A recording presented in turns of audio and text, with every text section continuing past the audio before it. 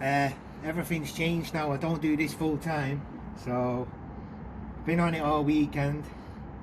It took half a day to put the mirrors back on. I can't believe that, because I smashed all the housing for the mirrors up. But now I'm moving on to this rust on the sill. I've booked it on its first track day this time next Monday at Three Sisters Wigan. So if you're at Three Sisters Wigan and that, I'll be there in this. Say hello. But I've got a hole here. I'm not going to bother getting the camera down, but I've cut it out here. This is where it hit the tyres.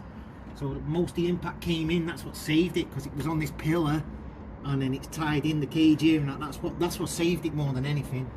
The door was completely splattered into the cage there on me. It was hard. It was probably about 70 miles an hour. But anyway, I've just took a full size. I spoke about this before. I bought this sill. It was one piece. It's actually for a 4-door, but it doesn't matter. The reason I had this is like a hole here to here where the good metal is, and I need it to run up here slightly. So watch this. That's how well that fits. I had a man make that in Poland. That's perfect. So what I'm going to do now, I'm going to cut along this edge, something like here, and then come across here, make an L shape, and then that's going to slide back.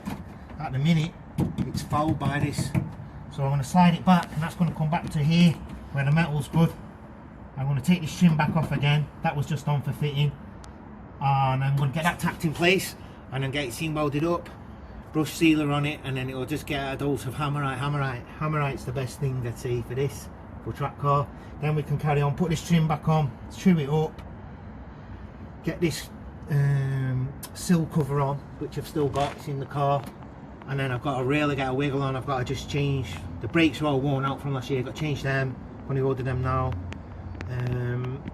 These tyres, I've gone through these tyres, so it's going to get a tyre swap and a quick service before it goes out next Monday. But I work full time, not doing a garage. I'll get into that one time where I don't have a garage anymore for the day job.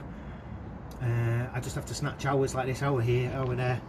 But I'll get on this now over the next 7 days, and then we'll have it out at Three Sisters for the first track day of the year. It's only just fun, not competition or anything like that. The only competition we have with ourselves. But yeah, that piece of metal, to buy that piece of metal was only, to buy this foam, this sill, was only £15 more than buying just the metal on its own. And then you're into trying to form it. Like, I've got English wheel here and a bender, shrinker, got all that kind of stuff. But a car would really struggle to get this profile like that, where it just snaps on and fits perfectly. So that's what we want.